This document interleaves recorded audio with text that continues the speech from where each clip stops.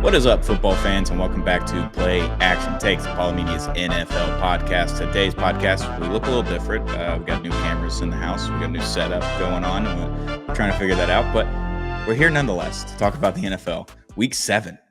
We're on to Week 7 already. Welcome to Play Action Takes, HOPELY Media's NFL podcast, brought to you by Zing Zang, America's #1 Bloody Mary mix. We love Zing Zang over here. Zang responsibly all season long. And shout out to Big City Wings. Houston's Wing Joint, Apollo's Wing Joint. Best place to watch football on a Sunday in Houston is at Big City Wings. Get the best wings in town at Big City Wings. I'm your host, Tony Strankman, joined always by Kush Patel. How are we doing, brother? We're doing great. I'm a little farther away than usual, but you know what? It's all good. We're here. Week 7 already? It's Week 7, dude. It's crazy. That's insane. Like Here we are. It's already flying by. Yeah. I don't know if it's a good thing, but it's a good thing for me, for my team. Just let them fly by. Let them just keep on going. Let the weeks pass. I'll enjoy the rest of the football. Do we go ahead and touch on Tua before we get into Week 7 preview? It's up to you. That's your guy. That's your team. You know. I wouldn't say Go it's my for it. guy. I wouldn't say that's my guy anymore. I defended him for several years, and I'm done. I'm done defending him. So we already talked about it on the last podcast about Tua's blow up in the media, just irresponsible. It's not something you want to hear out of your quarterback. And a lot of people are just saying, like, yeah, you're wrong in this situation. Your quarterback or your head coach is saying that your quarterback was wrong in that instance. Like, there are several 1-5 teams now. Not not a good thing when your coach is calling them out. None of the other 1-5 teams are calling out their quarterback from their head coach, or they fired their head coach. So like that's where we're at with that. So teammates didn't have his back on that one, understandably so. Tua then kind of came in and said he reached out to everyone that he needed to reach out to apologize and stuff. Saving face. Yeah, at this point, I said it on the last podcast. Just put Quinn in. Just put Quinn in. That was one of the fakest apologies I've ever seen in my life, dude. And I've seen a lot of fake apologies in my life. That had to be up like top 3. Yeah, I just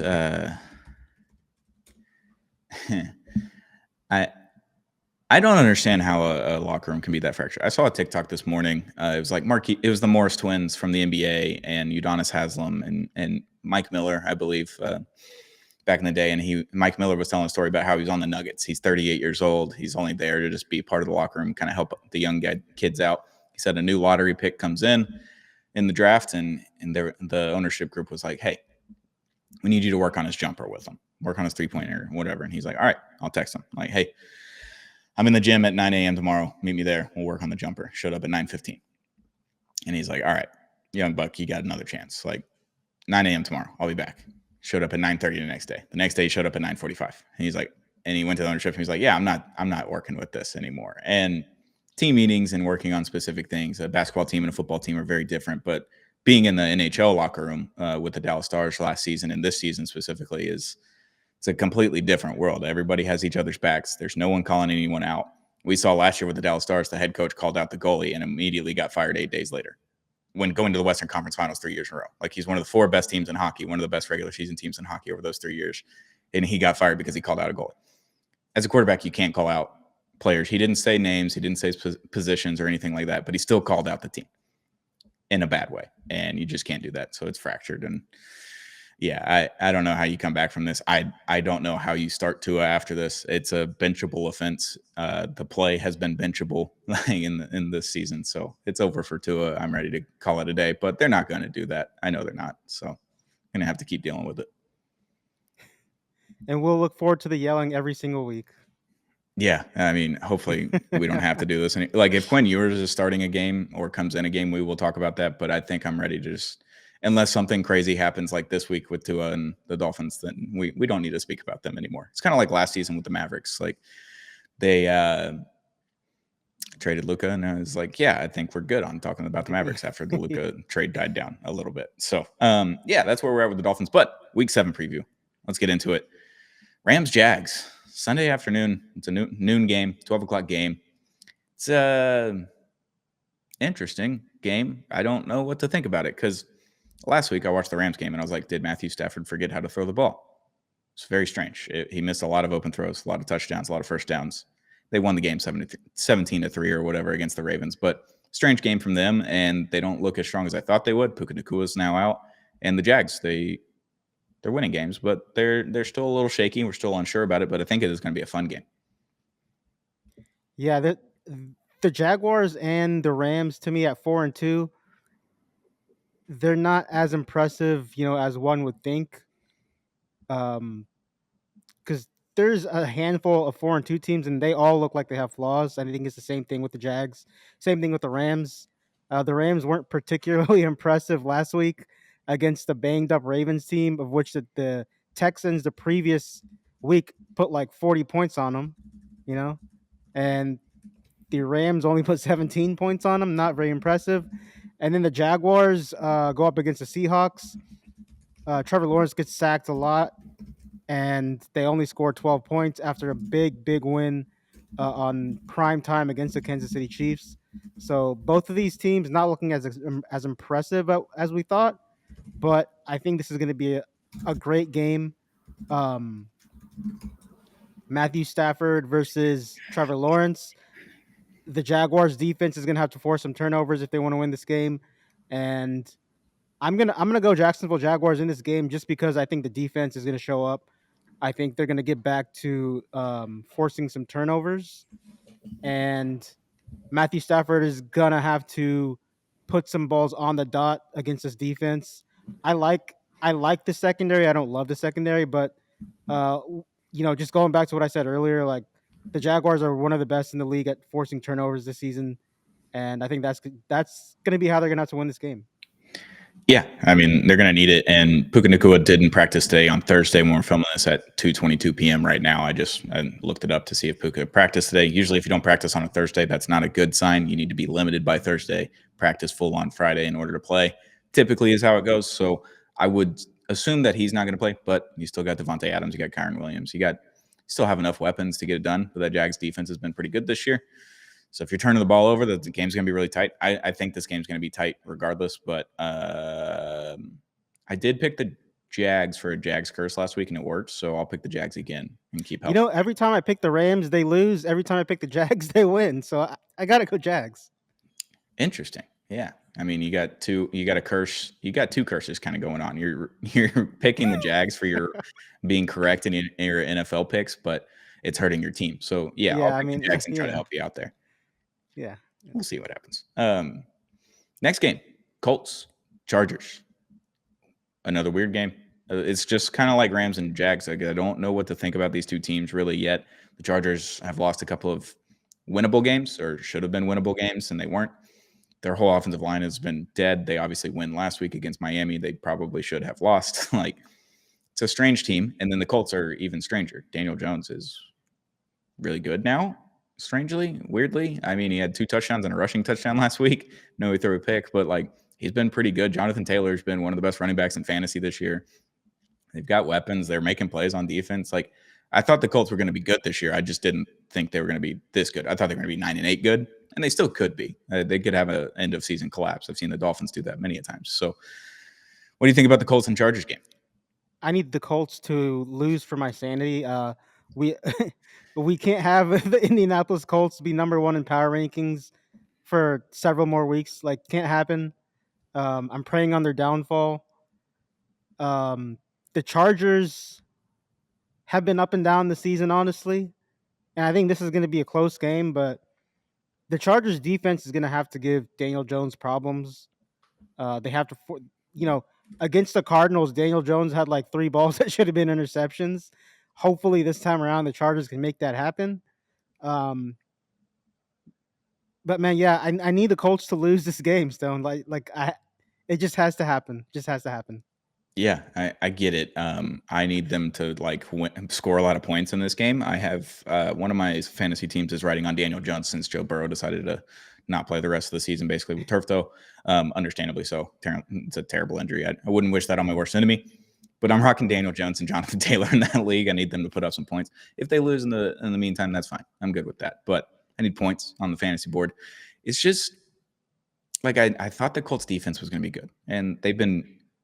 I wouldn't say good, but definitely above average, And the offense, I was like, if Daniel Jones is just mediocre, this team should win a handful of games just because of that. And he's been good, not great. He's had some great games, had some good games, had some iffy games, but they keep winning.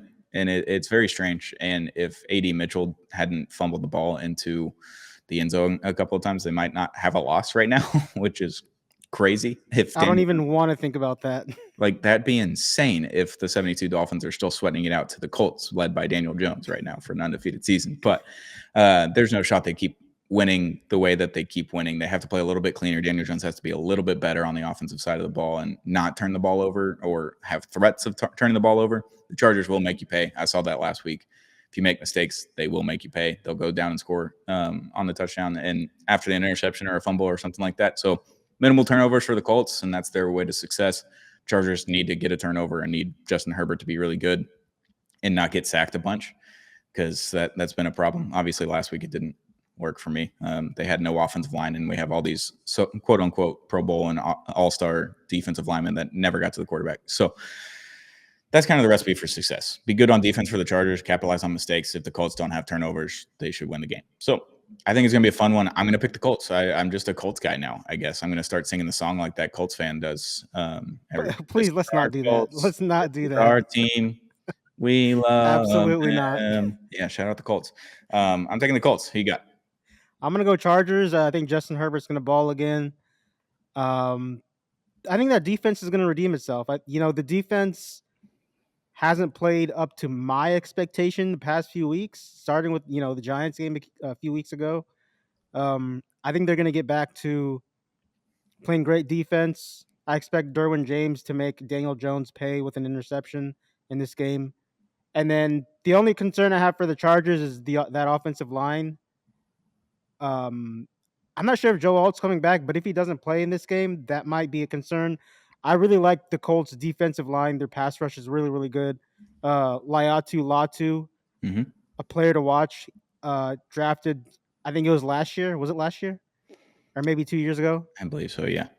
Yeah, he's a player to watch on defense, and don't be surprised if this turns out to be a defensive stalwart. This was from yesterday from Joe Alt on playing on Sunday. I'm not going to say that I can or can't. I'm going to say that, like I said, I'm back on the field now, and we're just going to continue to progress and see where it means for me going forward. So that doesn't sound like he's playing. Yeah, we're going to assume he's not going to be out there. Yeah, I would assume that he's not playing. So that's it for the Colts Chargers game. Next game, Monday night doubleheader is a good one. I hate doubleheaders. I hate that I have to pay attention to both of these games because they're both good. That's my problem with it. It's like, if you're gonna have one shit game and one good game, or if it's my team, then like the other game doesn't exist to me. This is gonna be a problem. This is the problem that I have with Monday Night Football. This is two really good games, two of the best games of the week, and they're both playing within an hour of each other. That is a problem for me. One of them is your team, but the first game is Bucks at Lions. Baker Mayfield MVP case could be stamped this week. And a lot of people are like, I don't think the betting odds are in his favor. I think he's like third in the betting odds. Baker is right now. Still Josh Allen ahead of him. I don't like that. But Baker MVP statement game, week 7. People are saying. Yeah. Can Baker do it again? I mean, goddamn, with everyone that just got out, he's been balling. We've been talking about him every week. The Lions is going to be a tough test, prime time, but one thing we know about Baker Mayfield is he gets up for these primetime games, no matter what. So it's going to be a good game. The last game we predicted, I said it was going to be defensive stalwart. I don't think that's going to be the case in this game. I think both offenses are going to be able to score, and then this might be a game where who has the ball last, which that's my favorite type of game right there. Yeah, I would assume that's going to be this kind of game. Obviously, the Lions lost in primetime last week against the Chiefs, but they don't go down fast. They don't go down multiple weeks in a row. So I would expect a really good game from the Lions. And from the Bucks, it looks like Mike Evans might be coming back this week. You obviously lost Igbuka. I don't know about Bucky Irving right now. I keep searching for other injuries on Twitter right now, and I'm just going to not do it for this one. But the injuries haven't mattered for Baker. Like, he just keeps leading the team down the field, getting the last second touchdown or field goal, whatever they need in the end to get the wins. It's going to be a fun one. And Baker on primetime, we know that's going to be a good one. Like, we just know that Baker's going to perform on primetime. Doesn't matter who's playing. Doesn't matter who's not. If Mike Evans is playing, I'm taking the Bucks. If Mike Evans isn't playing, I have to take the Lions because I'm just like, who is he going to throw the ball to at this point? Like, everyone is hurt, and that would be a problem. And I don't expect the Lions to lay down 2 weeks in a row. And we expect Danny Campbell to get right back in the muck and hit some people, rub some dirt on it, and all that kind of stuff. But we'll see. I'm going to preemptively take the Lions and hope that the curse works in Baker's favor. I'm gonna go with the Bucks. Like Baker hasn't disappointed this season yet, so I'm gonna ride with Baker. But you talked about Mike Evans. Like for personal reasons, I hope he plays. He's on my fantasy team. I really need him to score points for me. So hopefully he goes out there. Baker gets him the ball, and then that offense is a well-oiled machine again. And then on the Lions' point of view, like we can probably honestly say it's a must-win game for them. Maybe. Maybe. I don't know. Like the Bucks are in really good position. Like if they lose this game, I don't think my thoughts on the Bucks have changed because they don't have anyone playing offense right now except for Baker. If the Lions lose this game, conversations might be had. We're halfway through October. Yeah. Might have to have conversations. I don't know. We'll see. We'll see. I'm going to take the Lions because I think the Bucks are too injured and it's got to catch up to them at some point. But I'm rooting for the Bucks. That's where my heart is. So you're taking the Lions. I'm taking the Bucks. Yeah, I mean, it's all right. The PAT game of the week. We'll call it that.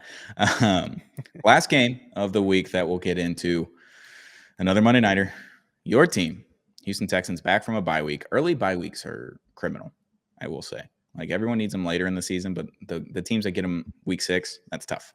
It's tough sledding in an 18-week season. But Texans at Seahawks in Seattle. 12th man's going to be rocking.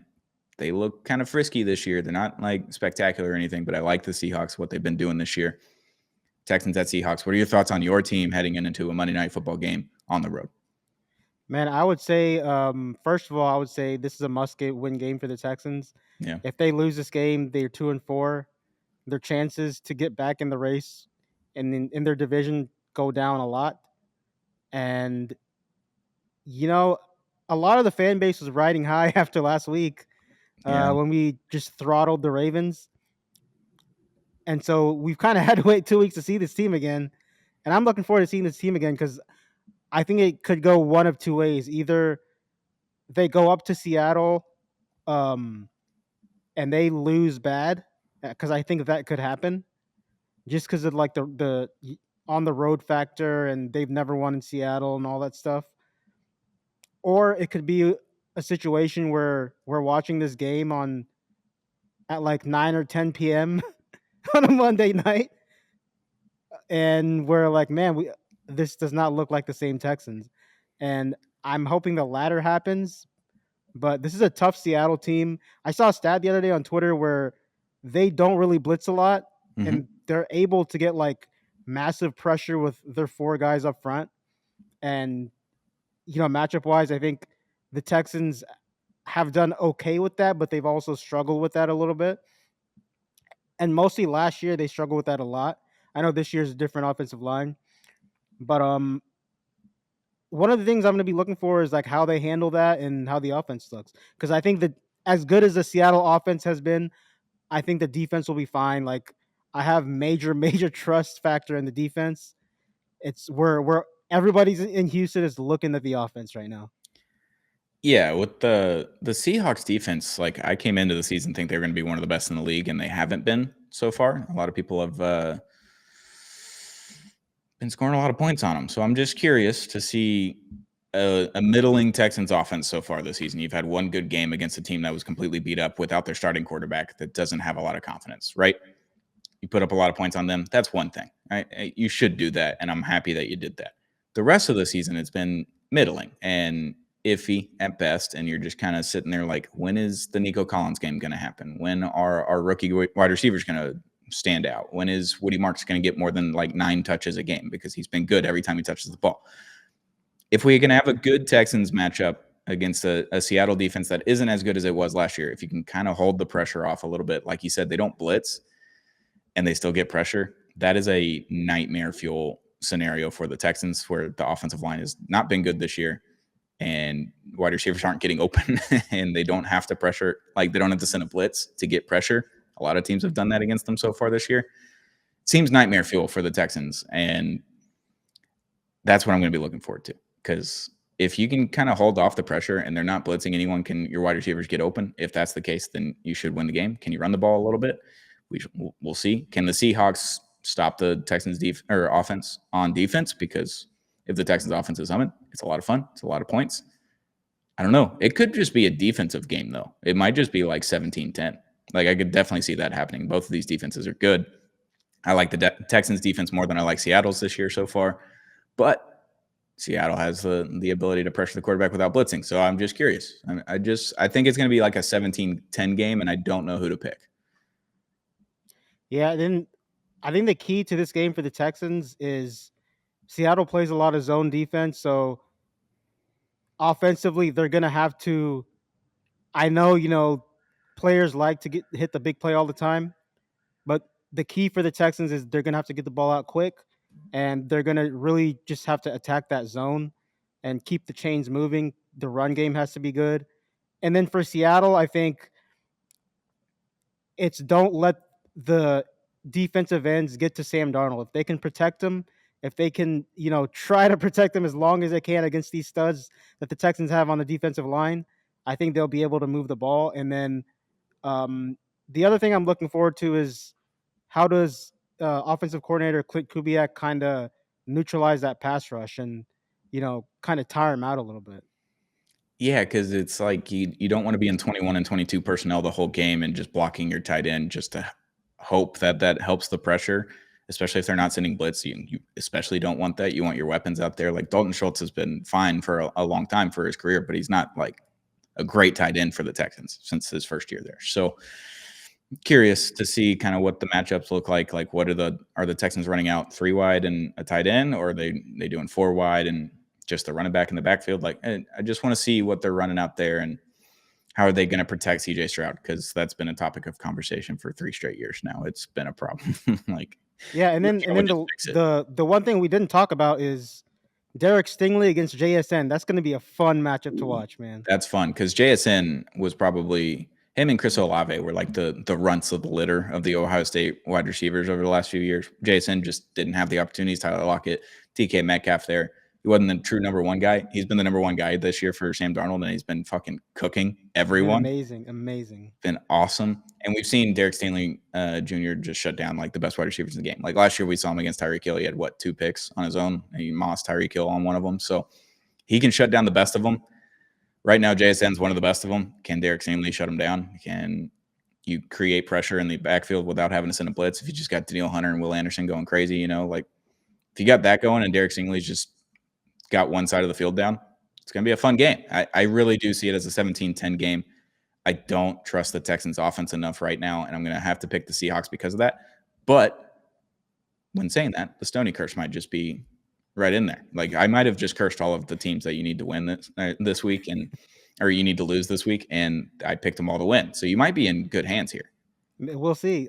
Obviously, I'm going to go with the Texans. I don't think it's going to be a blowout either way. This Texans team in D'Amico Ryan's history rarely gets blown out. It just doesn't happen a lot. I don't think it's going to happen on Monday. Like you said, I think it's going to be a defensive game. Whoever can turn the ball over, turn the other team over more times is going to win this game. And then the one last thing I want to say about that is watch for the Texans defense, namely Derek Stingley, Kamari Lassiter, because Sam Darnold likes to throw the ball deep. I think the corners for the Texans are going to try to bait him into a bad throw where their ball hawk skills are just one of the best in the league.